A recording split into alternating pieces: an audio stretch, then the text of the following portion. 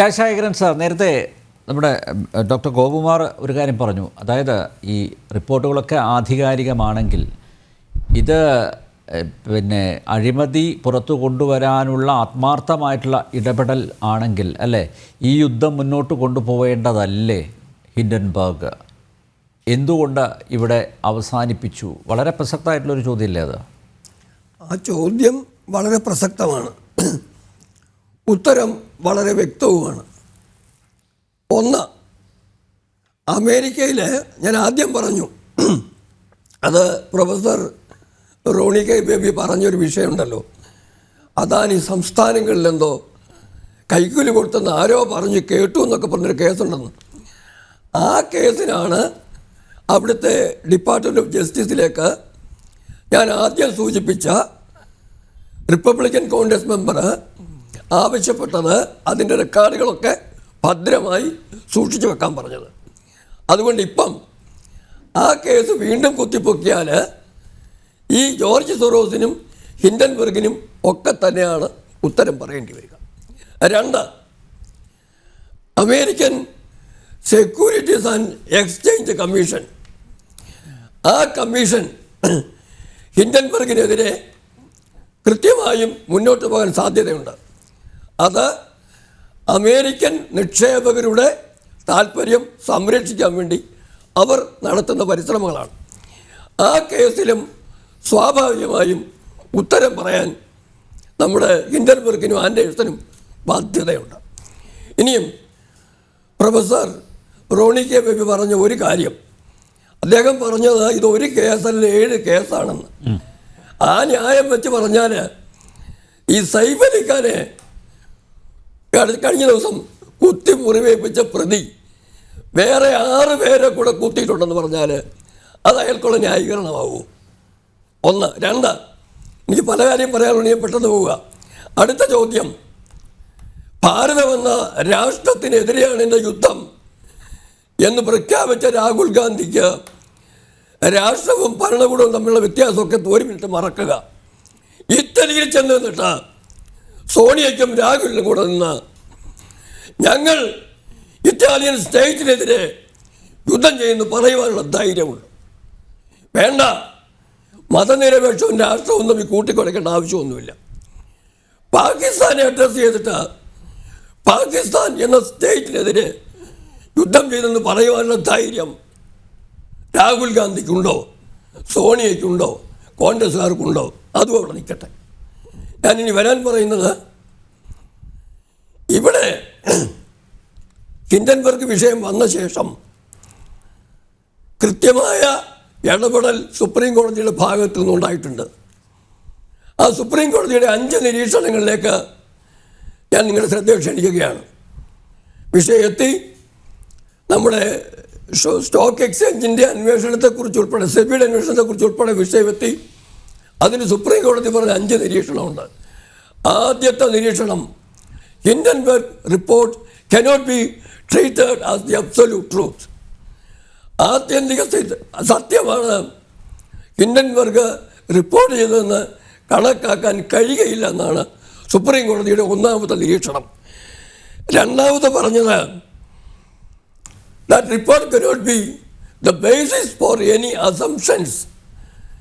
എന്തെങ്കിലും നിഗമനങ്ങളിലേക്ക് എത്തിക്കുന്നതിന് സഹായകരമായ ഒരു രേഖയാണ് ആ ഡോക്യുമെൻ്റ് എന്ന് പറയാൻ കഴിയില്ല എന്ന് അസന്നിഗ്ധമായിട്ട് സുപ്രീം കോടതി പറഞ്ഞു. മൂന്നാമത്, ഈ റിപ്പോർട്ടിൻ്റെ അടിസ്ഥാനത്തിൽ സെബിയുടെ ഇൻവെസ്റ്റിഗേഷനിൽ ഇടപെടേണ്ട യാതൊരു കാര്യവുമില്ല, അതും സുപ്രീം കോടതി പറഞ്ഞു. ഇനി സുപ്രീം കോടതി വേറെന്ന് പറഞ്ഞു, അന്വേഷിക്കേണ്ട ഒരു വിവരമുണ്ട്. അതായത് ഈ ഷോർട്ട് സെല്ലിങ് നമ്മുടെ രാജ്യത്തെ ഷെയർ മാർക്കറ്റിൽ നിക്ഷേപകരെ എങ്ങനെയാണ് ബാധിക്കുന്നതിനെക്കുറിച്ച് അന്വേഷണം നടക്കണം എന്നാവശ്യപ്പെട്ടു. അഞ്ചാമത്, ഹിൻഡൻബർഗ് ഇവിടെ ഷോർട്ട് സെല്ലിങ്ങിൽ കൂടെ ഇവിടെ നടത്തിയിട്ടുള്ള വയലേഷൻസ്, ഈ ഷോർട്ട് സെല്ലിംഗ് ഒന്ന് എക്സ്പ്ലെയിൻ ചെയ്ത് ഞാനത് പറയാം, അതിനെക്കുറിച്ച് അന്വേഷിക്കണമെന്ന് പറഞ്ഞു. അപ്പോൾ അങ്ങനെ ഹിൻഡൻബർഗിനെ കുറിച്ച് നമ്മുടെ സെബി അന്വേഷണത്തിന് ഉത്തരവിട്ടിട്ടുണ്ട്. ആൻഡേഴ്സനെയും ഹിൻഡൻബർഗിനെയും വിളിച്ചു വരുത്തുന്നതിനുള്ള ഏർപ്പാടുകളും ചെയ്തിട്ടുണ്ട്. 2. ഇനി ഒരു കാര്യം, അങ്ങ് ചോദിച്ച കാര്യം, ഷോർട്ട് സെല്ലിങ് എന്താണെന്ന് പാനലിരിക്കുന്ന എല്ലാവർക്കും അറിയാമായിരിക്കും. എങ്കിലും പ്രേക്ഷകരുടെ അറിവിലേക്ക് അത് പറയാൻ തയ്യാറാണ്. ഷോർട്ട് സെല്ലിങ് എന്ന് പറഞ്ഞാൽ അത് ഷെയർ മാർക്കറ്റിലെ ഒരു അക്സെപ്റ്റഡ് ബിസിനസ് പ്രാക്ടീസാണ്. കുറ്റമൊന്നും പറയാനില്ല. എന്താണെന്ന് പറഞ്ഞാൽ വില കുറയാൻ സാധ്യതയുണ്ട് എന്ന് കാണുന്ന ഷെയർ മേടിക്കുന്നത് കടമായിട്ടാണ്, വില കൊടുത്തല്ല മേടിക്കുന്നത്. അത് മേടിച്ചിട്ട് അത് ഉടനെ തന്നെ വിൽക്കുക. വിറ്റ ശേഷം വില കുറയുമ്പം അത് തിരിച്ചു വാങ്ങിച്ചിട്ട് ആദ്യം മേടിച്ച ആളിന് തിരിച്ചു കൊടുക്കുക. ഉദാഹരണം കൂടെ പറയാം. ഞാനൊരു സ്വർണ്ണപ്പണിക്കാരനാണെന്ന് കരുതുക. സ്വർണത്തിൻ്റെ വില ഇടിഞ്ഞു പോകാൻ സാധ്യതയുണ്ടെന്ന് ഞാൻ മനസ്സിലാക്കുന്നു. 4-5 മാസം കഴിയുമ്പം ഞാൻ ആരോട് ചെന്ന് പറയുക, എനിക്കൊരു 10 പവൻ സ്വർണം കടമായി തരണം എന്നാവശ്യപ്പെടുക. അതിൻ്റെ പണം കൊടുക്കുന്നില്ല, ഈ 10 പവൻ തന്നെ തിരിച്ചു തന്നേക്കാം, ഇതാണ് എഗ്രിമെൻ്റ്. ഈ സ്വർണം ഞാൻ പെട്ടെന്ന് തന്നെ വിറ്റ് കയ്യിൽ പൈസയാക്കും. അതിനുശേഷം ഈ 3-4 മാസത്തിനുള്ളിലാണ് തിരിച്ചു കൊടുക്കാമെന്ന് പറഞ്ഞെങ്കിൽ ആ കാലയളവിനുള്ളിലായിട്ട് സ്വർണത്തിൻ്റെ ഇദ്ദേഹം പ്രതീക്ഷിച്ചതുപോലെ വില ഇടിയുന്നു എന്ന് കാണുമ്പം 10 പവൻ സ്വർണം വാങ്ങിച്ചിട്ട് ഈ ആദ്യം കടമെടുത്ത ആളിനെ തിരിച്ചു കൊടുക്കും. അപ്പോൾ എന്താ സംഭവിക്കുന്നത്? കടമായിട്ട് മേടിച്ച് കച്ചവടം നടത്തിയ ആളിന് സ്വർണമായിട്ട് തന്നെ തിരിച്ചു കൊടുത്തത് കൊണ്ട് അയാൾക്കൊരു ലാഭം കിട്ടുന്നു. ആദ്യത്തെ കടം മേടിച്ച സ്വർണം വിറ്റ് കിട്ടിയതിൻ്റെ അതിൽ നിന്ന് രണ്ടാമത് വാങ്ങുന്നതിന്, ആ 10 പവൻ സ്വർണം വാങ്ങുന്നതിന് മുടക്കുന്ന പൈസ കുറച്ച് കഴിയുമ്പോൾ അയാളുടെ ലാഭമായി. ഇത് ഷെയർ മാർക്കറ്റിൽ നടക്കുന്നുണ്ട്, അക്സെപ്റ്റബിൾ പ്രാക്ടീസാണ്. പക്ഷേ ഹിൻഡൻബർഗ് എന്ന് പറയുന്ന ഷോർട്ട് സെല്ലർ ഗ്രൂപ്പ് അതിന് ചെയ്തതെന്താണെന്ന് പറഞ്ഞാൽ, അവർ വില കുറയുമെന്ന് പ്രതീക്ഷിച്ച ഷെയർ അല്ല വാങ്ങിച്ചത്. ഞങ്ങളുടെ ഇടപെടലിലൂടെ ദുഷ്പ്രചരണം നടത്തി വില കുറയ്ക്കാൻ നേരത്തെ പദ്ധതി ഇട്ടുകൊണ്ട് അവർ ഷെയർ വാങ്ങിച്ചു. അദാനിയുടെ ഷെയർ വാങ്ങിച്ചു കൂട്ടി. ഈ ഷെയർ വാങ്ങിച്ചു കൂട്ടിയിട്ട് ആ ഷെയർ വിറ്റ് പണമാക്കിയ ശേഷം ഇവരെ കള്ള റിപ്പോർട്ട് കൊടുത്ത്, ഇവരുടെ കള്ള റിപ്പോർട്ടിൽ കൂടെ ഷെയർ മാർക്കറ്റിൽ അദാനിയുടെ ഷെയറിൻ്റെ വില കുറയുന്ന ഘട്ടത്തിൽ അവിടുന്ന് ഷെയർ വാങ്ങിച്ച് ആദ്യം വാങ്ങിച്ച ആളിന് തിരിച്ചു കൊടുക്കുന്ന സംവിധാനം. ഇതാണ് ഷോർട്ട് സെല്ലിങ്. ഞാൻ പറഞ്ഞല്ലോ, ഇതിലെ കാര്യമെന്ന് പറയുന്നത് ഈ എക്കണോമിക് ഒഫൻഡേഴ്സ് ഗ്രൂപ്പ്, അവരെ ഇൻവെസ്റ്റിഗേഷനും റിസർച്ചും ഒന്നുമല്ല, എക്കണോമിക് ഒഫൻഡേഴ്സാണ്. അവരിത് ചെയ്തത് ഒരു പരിധിവരെ അവരുടെ സാമ്പത്തിക നേട്ടത്തിന് വേണ്ടിയാണ്. പിന്നെ അനിൽജിയും ഗോപകർ സാറും പറഞ്ഞതുപോലെ രണ്ടാമത് ഓപ്പറേഷൻ തൽക്കാലം വരാൻ സാധ്യത തന്നെ ഇല്ല.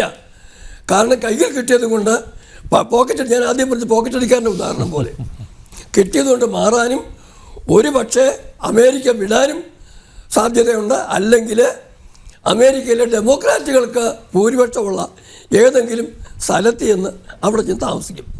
അതങ്ങനെ നിൽക്കുന്നു. ഇനി ഏറ്റവും പ്രധാനപ്പെട്ട വിഷയം എന്ന് പറയുന്നത്, അങ്ങ് നേരത്തെ തന്നെ പറഞ്ഞതുപോലെ ഈ വിദേശ രാജ്യങ്ങളിലെ ഇതുപോലുള്ള ബന്ധത്തിൽ കൂടെ രാജ്യത്തിൻ്റെ സാമ്പത്തികാവസ്ഥ തകർക്കുന്നതിനുള്ള രാഹുൽ ഗാന്ധിയുടെയും കോൺഗ്രസിൻ്റെയും താല്പര്യമാണ്. ഈ താല്പര്യം ഇന്ന് തുടങ്ങിയതല്ല. വിദേശ സഹായത്തോടു കൂടി ഭരണത്തിലെത്തുക എന്ന് പറയുന്ന ഒരു സ്ട്രാറ്റജി, ഒരു രണതന്ത്രം നെഹ്റു തൊട്ടേയുണ്ട്.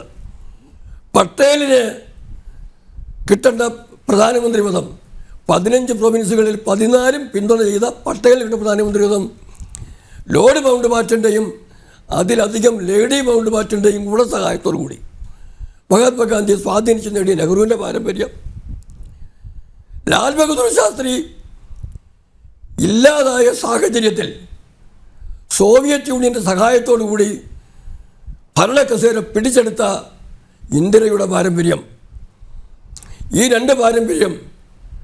അതിനുശേഷം ഒരു കാര്യം ഓർക്കണം, ഇന്ദിരയുടെ കാലത്ത് ഭരണം നടന്ന സമയത്തിൽ ആ മിത്രോക്കിൻ ആർക്കൈവ്സും മറ്റും പുറത്തു കൊണ്ടിരുന്ന കാര്യങ്ങൾ വായിച്ചു കഴിഞ്ഞാൽ എത്രയാണ് ഭാരതത്തിലേക്ക് പണം ഒഴുക്കിയതെന്നറിയാം. ഇന്ദിരയുടെയും കോൺഗ്രസിൻ്റെയും തെരഞ്ഞെടുപ്പ് ചെലവുകൾക്കുൾപ്പെടെ പണം ഒഴുക്കുകയായിരുന്നു. ഇന്ദിര വേറെയും ചെയ്തിട്ടുണ്ട്. കേരളത്തിൽ വിമോചന സമരത്തിൽ 1959 മൊയ്നി ഖാൻ പിന്നീട് അമേരിക്കയുടെ അംബാസഡർ എന്ന് മൊയ്നി ഖാൻ സാക്ഷ്യപ്പെടുത്തി അദ്ദേഹത്തിൻ്റെ ആത്മകഥയിൽ എഴുതിയിട്ടുണ്ട് വിമോചന സമരത്തിന് വേണ്ടി ഇന്ദിരാഗാന്ധിക്ക് ഫണ്ട് കൊടുത്ത കാര്യം. ഇന്ദിരാഗാന്ധി സോവിയറ്റ് യൂണിയൻ വാങ്ങിച്ചു, സോവിയറ്റ് യൂണിയനോട് ബന്ധത്തിലും പണം വാങ്ങി. പിന്നെ രാജീവ് ഗാന്ധി വന്നു. രാജീവ് ഗാന്ധിയുടെ കാര്യം കൃത്യമായി അന്വേഷിച്ചു പോയാൽ രാജീവ് ഗാന്ധി ഇന്ത്യൻ പ്രധാനമന്ത്രി ആയതിൻ്റെയും ഇന്ദിരയുടെ മരണത്തിൻ്റെ പിന്നിലും കൃത്യമായും വിദേശ ഹസ്തങ്ങളുടെ സ്വാധീനം, ആ ഖാലിസ്ഥാനികളെ സഹായിച്ച വിദേശ ഹസ്തങ്ങളുടെ സ്വാധീനം ഉണ്ടായിരുന്നുവെന്ന് കൃത്യമായി നമുക്ക് മനസ്സിലാക്കാൻ കഴിയും. ഒരു കാര്യം കൂടി മാത്രം ഞാൻ ഓർമ്മിക്കാം. 1964 നെഹ്റു മരിച്ചപ്പോഴും അന്ന് ആദ്യം ഈ നമ്മുടെ ഇദ്ദേഹത്തെ ജവഹർലാൽ നെഹ്റുവിനെ പ്രധാനമന്ത്രിയായി ആക്കിയ കൂട്ടർ മൗണ്ട് ബാറ്റൺ ഉൾപ്പെടെ ഡൽഹിയിലെത്തി തെരഞ്ഞെടുപ്പ് പ്രോസസ്സിനെ സ്വാധീനം ചെയ്യാൻ വേണ്ടി അന്ന് നടന്നില്ല എന്ന് മാത്രം. നടക്കാത്തതിനൊരു കാര്യം വേറെയുണ്ട്. വിജയലക്ഷ്മി പണ്ഡിറ്റിനാണോ ഇന്ദിരയ്ക്കാണോ അവസരം കിട്ടണമെന്ന കാര്യത്തിൽ അന്ന് ചിലർക്കൊക്കെ സംശയമുണ്ടായിരുന്നു. ഞാൻ അതിലേക്ക് പോകുന്നില്ല. ഞാൻ പറഞ്ഞു വരുന്നത് കൃത്യമായ അജണ്ട, വിദേശ സഹായം സ്വീകരിക്കുക എന്ന അജണ്ട ഒരു ഭാഗത്ത്, ഇവരിൽ കൂടെ ഭാരതത്തിൻ്റെ ആന്തരിക കാര്യങ്ങളിൽ ഇടപെടുക എന്നുള്ള താല്പര്യം വിദേശ രാജ്യങ്ങൾക്കും അമേരിക്കയ്ക്കും ചൈനയ്ക്കും പാകിസ്ഥാനും, ഇതെല്ലാം ഉള്ളൊരു സാഹചര്യത്തിലാണ് നമ്മൾ രാഹുലെ പോലെ ആൾ എല്ലാം കൈവിട്ട് പോയി എന്ന് മനസ്സിലാക്കിയ അന്തരീക്ഷത്തിൽ, ജോ ബൈഡൻ പോയി ട്രംപ് വന്നു എന്നൊക്കെ മനസ്സിലാക്കിയ സാഹചര്യത്തിൽ രാഹുൽ ഗാന്ധിയെ പോലെ ഒരാൾ ഞാൻ പറഞ്ഞ രഹസ്യ സന്ദർശനങ്ങൾക്ക് പോവുകയും നിവർത്തികെട്ട അവസാനം എൻ്റെ പോരാട്ടം ഭാരതത്തിനെതിരെയാണെന്ന് പറയുകയും ചെയ്തു എന്നുള്ളതാണ് വസ്തുത. ഈ വസ്തുതകളിൽ നിന്നും ഒളിച്ചോടിയിട്ട് ഒരു കാര്യവുമില്ല. ജോർജ് സോരോസിനെയും ഹിൻഡൻബർഗിനെയും ഇസ്ലാമിക തീവ്രവാദികളെയും ചൈനീസ് കമ്മ്യൂണിസ്റ്റുകളുടെയും ഒക്കെ പിന്തുണയോടുകൂടി ഭാരതത്തെ അങ്ങ് പിടിച്ചെടുക്കാം എന്ന് കരുതുന്നുണ്ടെങ്കിൽ അവരെ പിന്തുണയ്ക്കുന്ന രാജ്യത്തിനുള്ളിലുള്ളവരുടെ സഹായം കൂടി കിട്ടുന്നത് കൊണ്ട് 2029 നമുക്ക് അധികാരത്തിൽ വരാമെന്ന് ആരെങ്കിലും കരുതുന്നുണ്ടെങ്കിൽ അവർ വിഡ്ഢികളുടെ സ്വർഗത്തിലാണെന്ന് മാത്രമേ ഞാൻ പറയാൻ ആഗ്രഹിക്കുന്നു.